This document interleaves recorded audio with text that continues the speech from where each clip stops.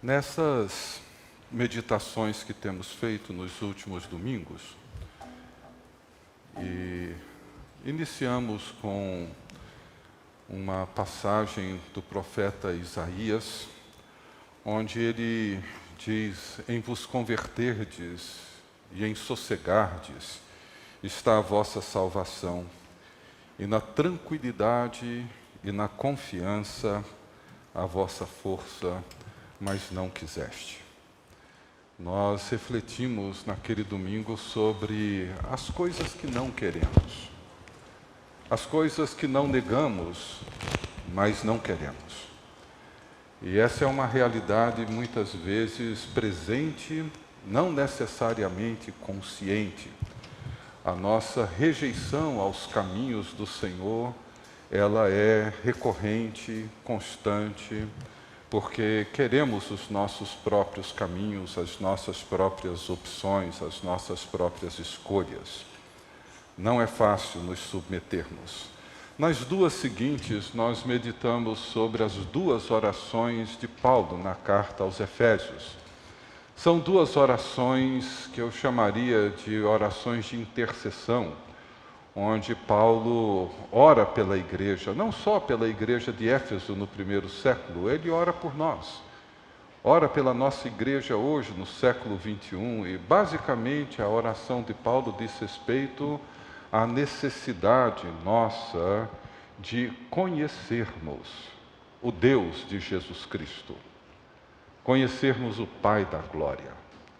Não um conhecimento meramente teórico, um conhecimento meramente intelectual, mas conhecer o poder da ressurreição, conhecer a esperança que temos em Cristo, conhecer a riqueza da nossa herança em Cristo, entender o que é que significa a habitação de Cristo em nós. Hoje eu gostaria de seguir meditando com vocês em mais um aspecto da oração. E acho que o Salmo 102, a oração diz respeito a uma oração de lamento. Talvez um modelo, uma prática de oração um pouco estranha, talvez uma linguagem não muito comum para nós, na nossa experiência de oração. O reverendo Darrell Johnson, que eu admiro muito, e já usei essa frase, essa afirmação dele aqui na nossa igreja, ele costuma dizer que a Bíblia toda, ela fala a nós. Os salmos, eles falam por nós. Os salmos, eles traduzem uma linguagem, e principalmente os salmos de lamento, eles traduzem uma linguagem que nem sempre nós conseguimos articular adequadamente, principalmente quando se trata da prática da oração. São linguagens que expressam sentimentos, expressam emoções profundas, com frases e expressões muito fortes que não são tão comuns entre nós. Então eu gostaria de ler com vocês o Salmo 102 e pensar nesse tema da oração de lamento, essa oração que brota, que emerge de uma alma angustiada, uma alma aflita, essa oração daqueles que entram no vale da sombra da morte, que entram nesse vale de angústia e de desespero. E o Salmo 102 é uma dessas orações e que descrevem essas emoções, muitas vezes confusas para nós, para mim e para você. Salmo 102 diz assim a palavra do Senhor: ouve, Senhor, a minha súplica, e cheguem a ti os meus clamores. Não me ocultes o rosto. No dia da minha angústia, inclina-me os ouvidos. No dia em que eu clamar, dá-te pressa em acudir-me, porque os meus dias, como fumaça, se desvanecem, e os meus ossos ardem como em fornalha. Ferido como a erva, secou-se o meu coração. Até me esqueço de comer o meu pão, Os meus ossos já se apegam à pele por causa do meu dolorido gemer. Sou como o pelicano no deserto, como a coruja das ruínas, não durmo. E sou como passarinhos solitários nos telhados. Os meus inimigos me insultam a toda hora. Furiosos contra mim, praguejam com o meu próprio nome. Por pão tenho comido cinza e misturado com lágrimas a minha bebida. Por causa da tua indignação e da tua ira, porque me elevaste e depois me abateste. Como a sombra que declina, assim os meus dias, e eu me vou secando como a relva. Tu, porém, Senhor, permaneces para sempre, e a memória do teu nome de geração em geração. Levantar-te-ás e terás piedade de Sião, é tempo de te compadeceres dela. E já é vinda a sua hora, porque os teus servos amam até as pedras de Sião e se condoem do seu pó. Todas as nações temerão o nome do Senhor e todos os reis da terra a sua glória. Porque o Senhor edificou a Sião, apareceu na sua glória, atendeu à oração do desamparado e não lhe desdenhou as preces. Ficará isto registrado para a geração futura, e um povo que há de ser criado louvará o Senhor. Porque o Senhor, do alto do seu santuário, desde os céus baixou vistas à terra, para ouvir o gemido dos cativos e libertar os condenados à morte, a fim de que seja anunciado em Sião o nome do Senhor e o seu louvor em Jerusalém, quando se reunirem os povos e os reinos para servirem ao Senhor. Ele me abateu à força no caminho e me abreviou os dias. Dizia eu: Deus meu, não me leves na metade da minha vida. Tu, cujos anos se estendem por todas as gerações.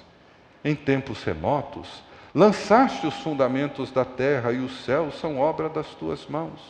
Eles perecerão, mas tu permaneces. Todos eles envelhecerão como uma veste, como roupa os mudarás e serão mudados. Tu, porém, és sempre o mesmo, e os teus anos jamais terão fim. Os filhos dos teus servos habitarão seguros, e diante de ti se estabelecerá a tua descendência. Deus bendito, te agradecemos por teres inspirado os teus servos a registrarem orações que têm edificado a tua igreja e o teu povo em todas as épocas, em todos os lugares. Permita, ó Deus, que possamos não só compreender a tua palavra, como entrar e participar do mundo para dentro do qual ela nos convida. Que o teu Espírito abra os nossos olhos e o nosso entendimento. É o que pedimos em nome de Jesus. Amém.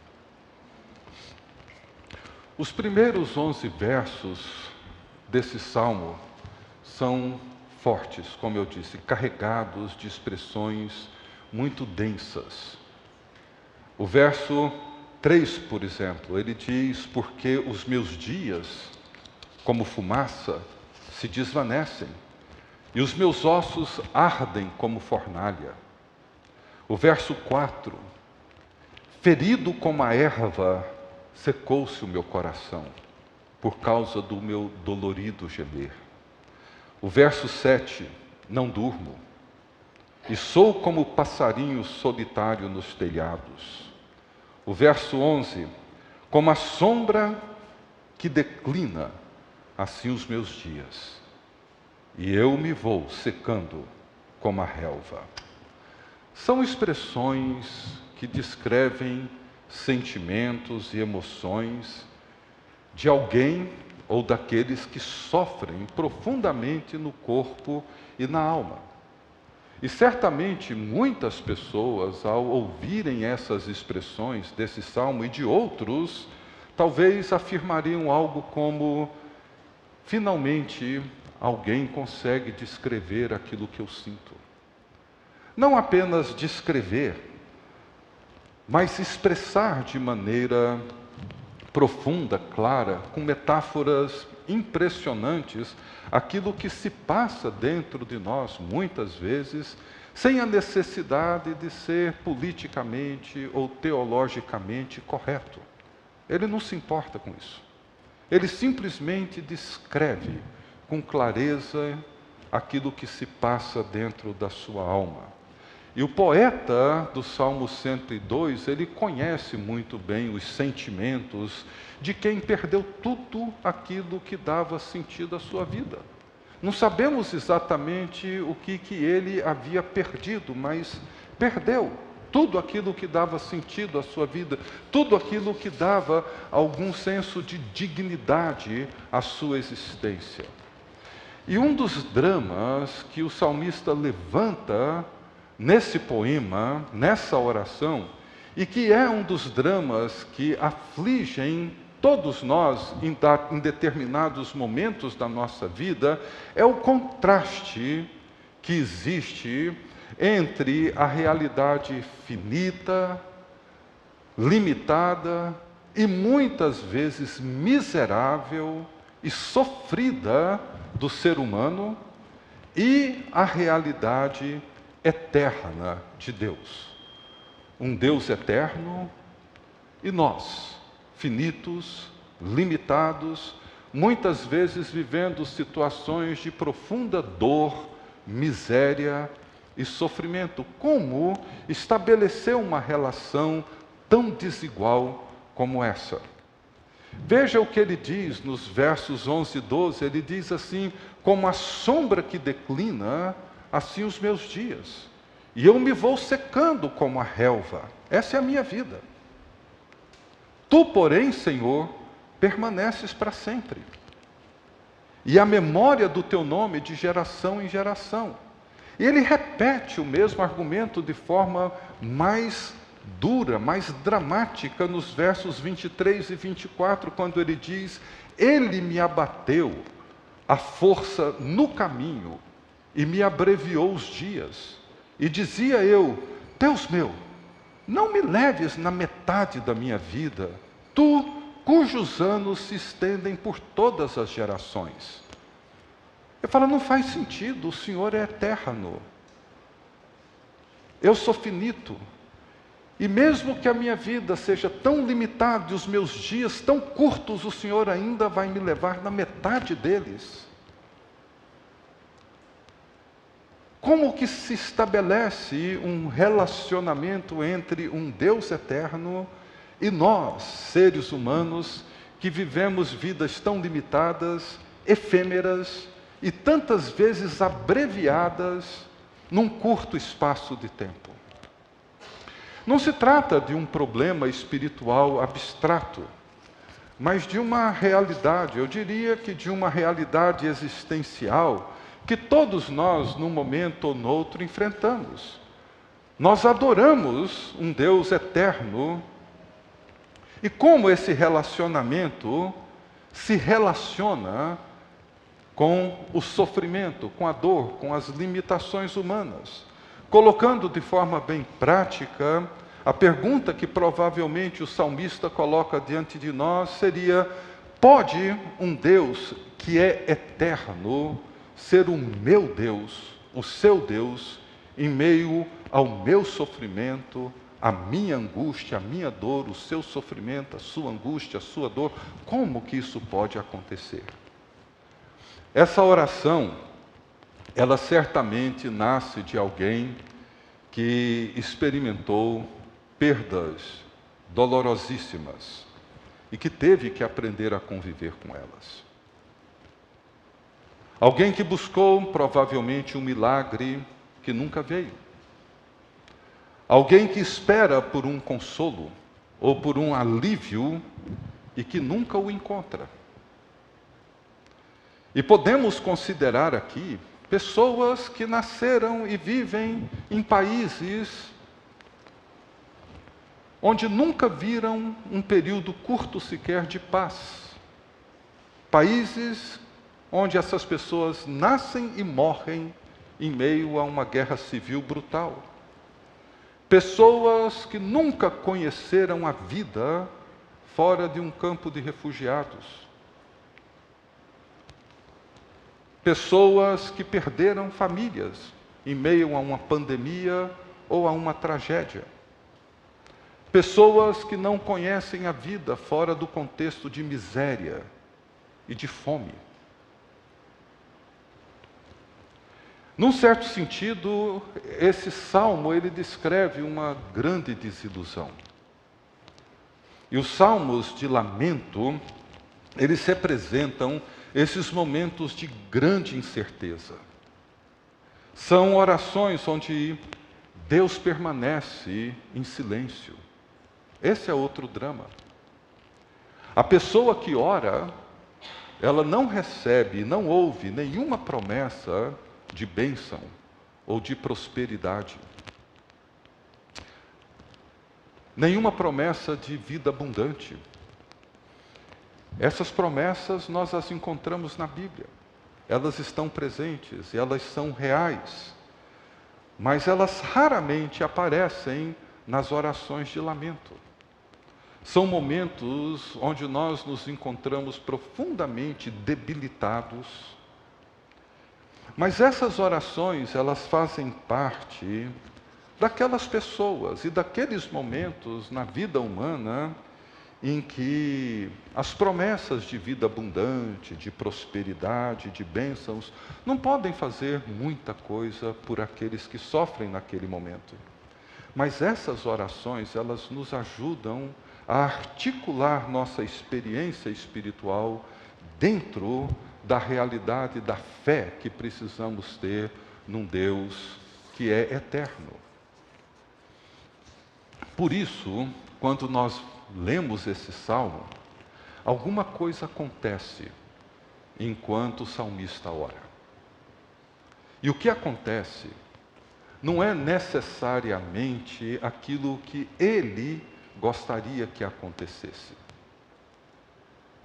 Esperamos que as coisas melhorem, mas elas não melhoram. As mudanças não vêm como resultado da oração. Elas vêm através da própria oração, da oração em si, da maneira como esse relacionamento com o Deus eterno acontece. O que o salmista ganha aqui, resumindo numa única palavra, seria estabilidade, paz, sossego, segurança. É a única coisa que ele ganha nesse salmo. Quando nós nos encontramos assim, com aquele sentimento de abandono, e de abandono por Deus, quando os dias, como ele mesmo descreve, passam como uma fumaça, sem qualquer significado, quando nos vemos feridos como uma erva seca, sem vida, pisoteada, quando o nosso apetite desaparece, não sentimos fome, não temos mais o desejo de comer e a pele vai se grudando nos ossos. Quando passamos as nossas noites em claro e as lágrimas tornam-se a nossa única bebida, nesse momento, nós encontramos um lugar na presença de Deus. E encontramos uma linguagem. Encontramos uma forma de nos relacionarmos com Deus. A única linguagem e a única forma que pode dar algum sentido no relacionamento entre o Deus eterno e nós. Como eu disse, os primeiros 11 versículos desse salmo, o salmista deixa extravasar os seus sentimentos. Ele jorra de uma maneira impressionante a sua dor. E os pronomes desses 11 primeiros versos dizem respeito a ele, ao salmista. Meus clamores, minha angústia, meus ossos, meus dias, e por aí vai. No verso 12, ele muda. E isso acontece com muita frequência nas orações de lamento. Ele vem porque os meus dias, os meus ossos, a minha angústia, o meu isso, o meu aquilo, e de repente ele diz, tu, porém, Senhor. E a linguagem muda, o foco muda. Porque quando mudamos do eu para o tu, alguma coisa radical e profunda acontece na nossa vida, porque a perspectiva muda completamente. Veja como ele descreve a partir do verso 12 até o 17. Ele diz: Tu, porém, Senhor, permaneces para sempre, e a memória do teu nome de geração em geração. Levantar-te-ás e terás piedade de Sião. É tempo de te compadeceres dela, e já é vinda a sua hora, porque os teus servos amam até as pedras de Sião e se condoem do seu pó. Todas as nações temerão o nome do Senhor, e todos os reis da terra a sua glória. Porque o Senhor edificou a Sião, apareceu na sua glória, atendeu à oração do desamparado e não lhe desdenhou as preces. Veja o que ele diz. E quando ele muda o foco do eu para o tu, ele traz à luz a história do povo de Deus com o Deus eterno. As palavras a partir do verso 12, elas pertencem ao passado, não mais ao presente. Os seus antepassados viram Deus construindo Sião. Isso nos ajuda a entender que a fé dos nossos pais, a fé histórica que nós professamos, a fé de Abraão, de Isaque, de Jacó, a fé de Moisés, a fé de José, a fé de Davi, de Isaías, de Jeremias, de Abacuque, de Malaquias, a fé de Mateus, a fé de João, de Lucas, de Pedro, de Paulo, a fé de todos aqueles que nos precederam. Essa fé da história, essa fé histórica, essa fé dos nossos antepassados, ela nos oferece os meios, os recursos para resistir nossas angústias presentes. Se queremos amadurecer na vida da fé, não podemos depender das nossas experiências presentes, privadas, pontuais, para nos dizer quem Deus é. Nem mesmo para discernir o que Deus está fazendo. Nem mesmo aquilo que Ele está fazendo em nós. É essa fé dos nossos pais, daqueles que nos precederam, essa fé que pertence à igreja e que pertence ao povo de Deus, é a fé que nos sustenta no presente e nos sustenta nas nossas angústias, em momentos em que as nossas experiências particulares e privadas não podem e não conseguem nos manter de pé. Nem sempre. Então, essa é uma diferença importantíssima entre a fé cristã e o paganismo, por exemplo. No paganismo, nós vemos que tudo dependia de uma resposta imediata dos deuses em quem aquele povo cria. Mas os deuses da Babilônia, ou os deuses do Egito, ou os deuses de Roma, só tinham valor para aquele momento presente, se é que tinham. E hoje eles são lembrados apenas pelos achados arqueológicos nas visitas que fazemos nos museus. No entanto, tanto para Israel quanto para a igreja hoje, a confissão da fé dos nossos pais, essa fé que o salmista diz que ela é afirmada de geração após geração, essa fé que entra como um legado que os nossos pais nos deixaram e que aqueles que viveram antes deles deixaram e que nós deixaremos para os nossos filhos, netos e para as gerações futuras, essa fé é que sustenta, mesmo quando a realidade da nossa vida contradiz aquilo que muitas vezes nós pensamos. É aquilo que o autor de Hebreus chama de nuvem de testemunhas. Aquele contingente imenso de pessoas que já viveram antes de nós e que nos garantem a jornada da fé, em direção a Cristo, autor e consumador da fé que nós professamos, que não é apenas a minha fé, a sua fé, mas é a fé dos nossos pais. Essa foi a lição que o pastor luterano Dietrich Bonhoeffer descobriu, aprendeu e compartilhou com a igreja da Alemanha do seu tempo. Para ele, os cristãos são identificados não pelas suas experiências, por mais reais, mais importantes, verdadeiras que elas sejam. Eles são identificados por causa da sua fé em Cristo.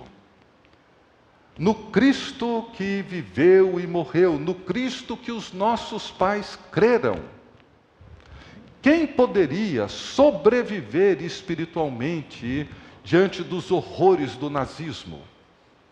Quem poderia sobreviver diante da tragédia que se abateu no mundo naquele período da Segunda Grande Guerra?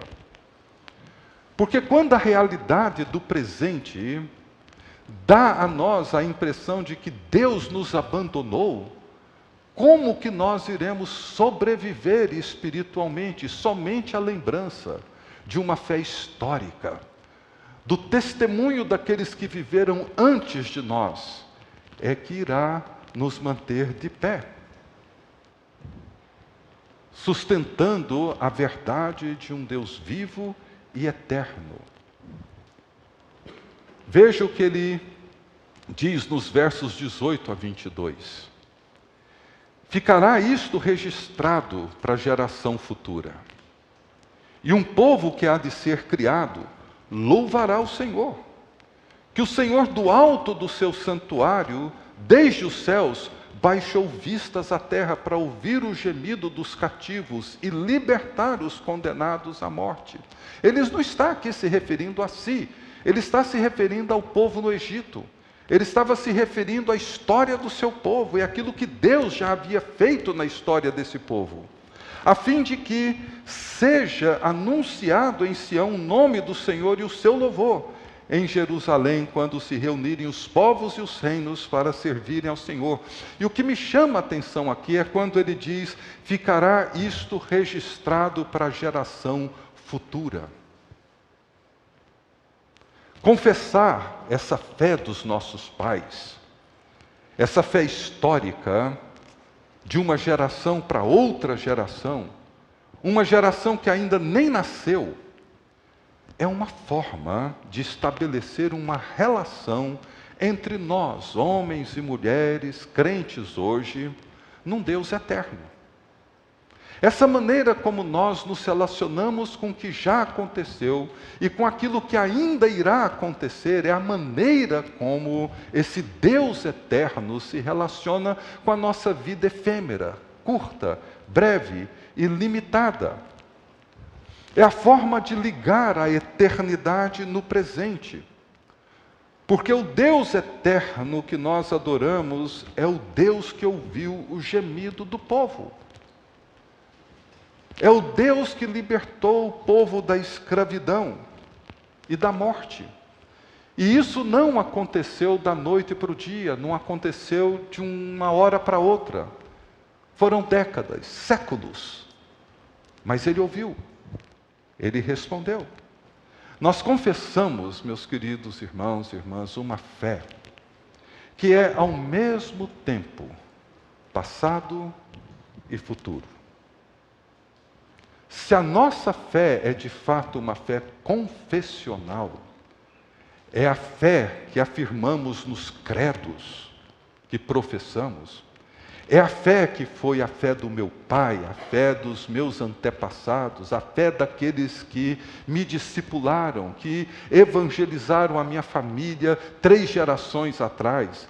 a fé daqueles que vieram, dos primeiros missionários nessa região do Brasil Central, a fé de tantos outros. Se a nossa fé é uma fé histórica e confessional, se confessamos a mesma fé daqueles que nos precederam, sobrará pouco espaço para as nossas preocupações excessivas com o presente e com as nossas ansiedades enormes com o momento em que nós vivemos.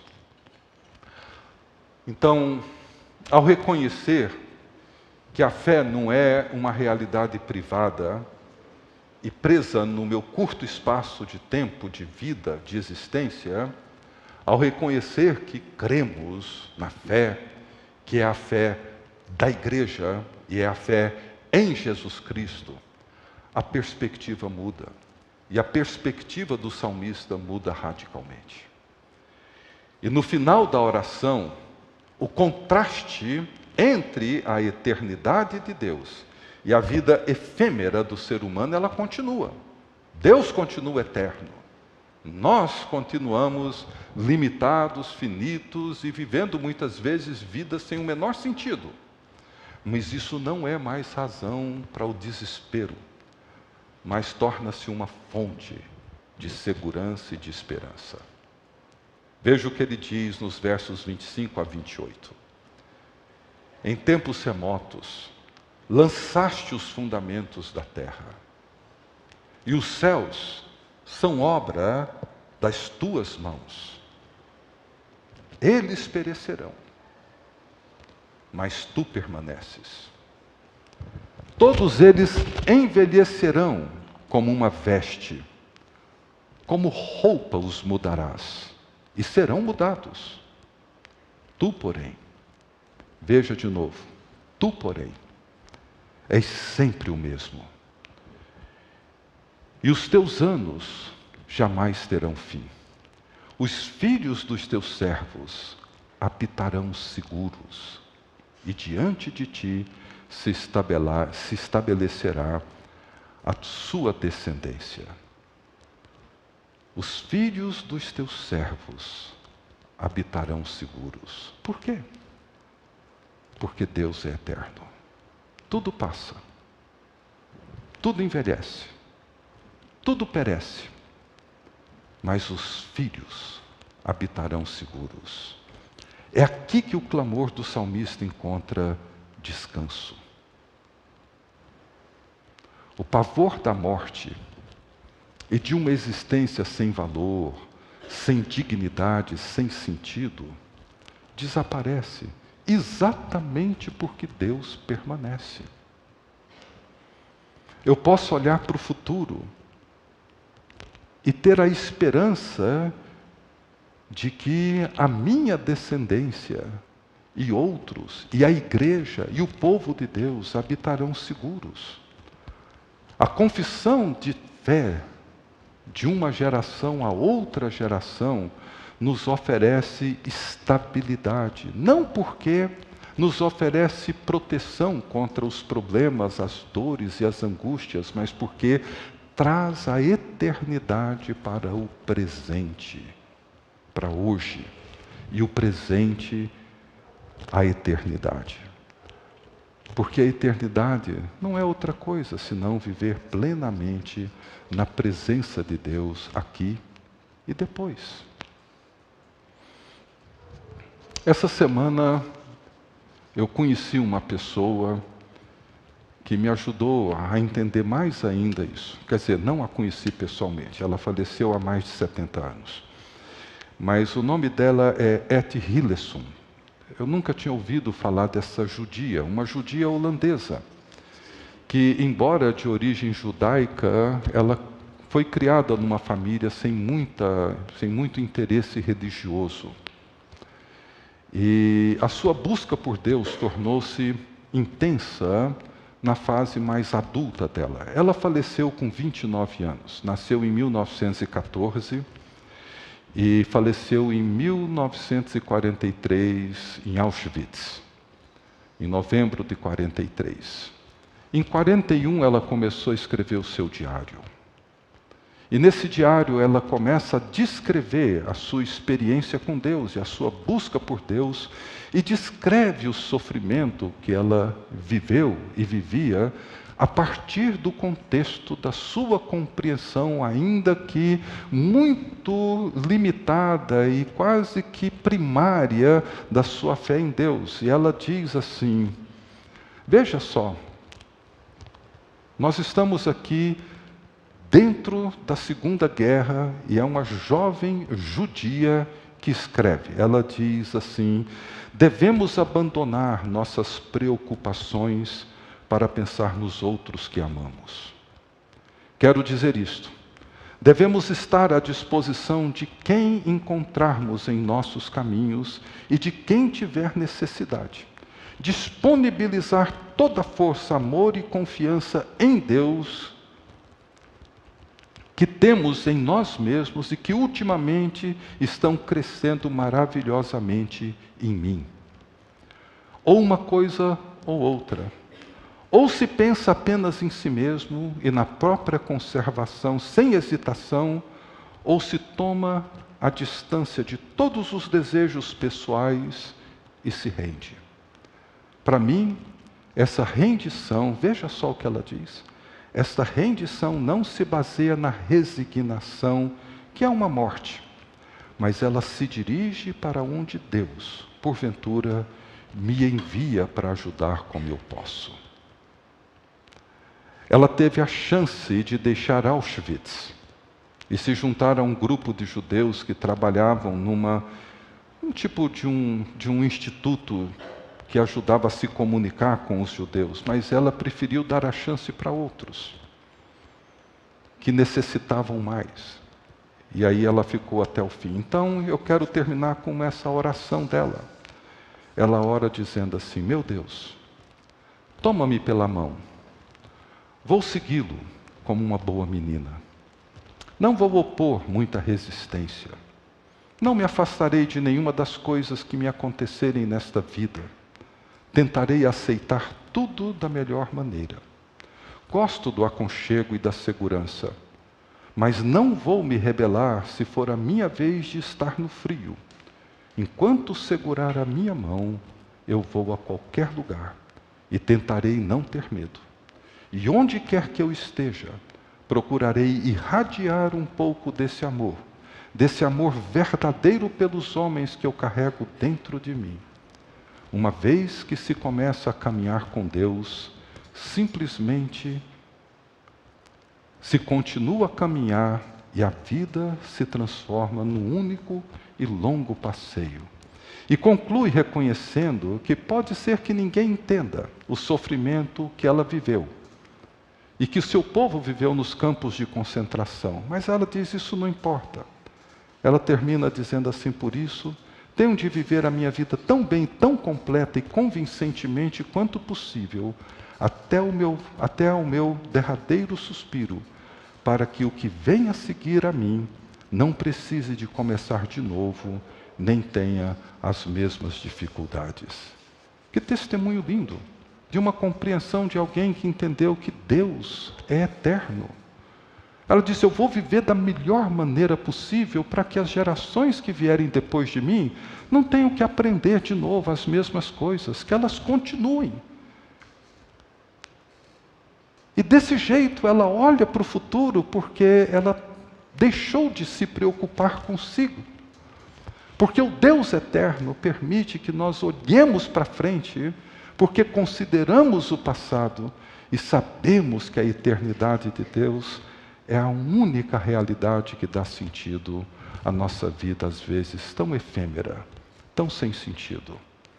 Que Deus, o Deus eterno, nos envolva com a sua presença de tal forma que não importa aquilo que aconteça com cada um de nós, que possamos viver para que a nossa fé seja transmitida para as gerações que virão, como aquela dos nossos pais, que hoje sustentam a nossa nos tempos da nossa tribulação. Que Deus assim abençoe cada um de nós.